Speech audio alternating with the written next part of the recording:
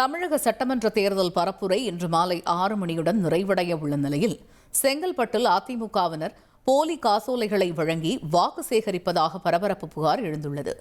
அதிமுக வேட்பாளர் கஜேந்திரனுக்கு வாக்களித்தால் 10,000 ரூபாய் பெற்றுக் கொள்ளலாம் என வாக்காளர்களை திசை திருப்பும் முயற்சியில் அவர்கள் ஈடுபட்டுள்ளதாக திமுக தரப்பில் தெரிவிக்கப்பட்டுள்ளது.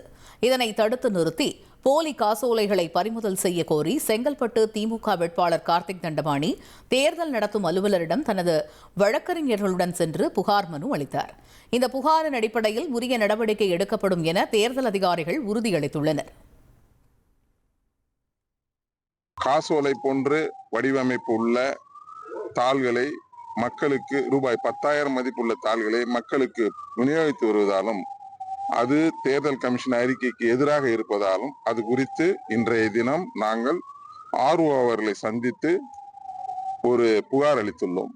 அவர்கள் அந்த புகாரின் பேரில் நடவடிக்கை எடுப்பதாக தெரிவித்துள்ளார்கள். அது சம்பந்தமாக அரசு அலுவலர்களும் சம்பந்தப்பட்ட இடத்திற்கு சென்று பார்வையிட சென்றுள்ளார்கள். இனி செல்லும் இடமெல்லாம் செய்தி. தந்தை டிவியின் வாட்ஸ்அப் சேனலை ஃபாலோ பண்ணினா செல்ல இருக்கும் இடமெல்லாம் செய்தி.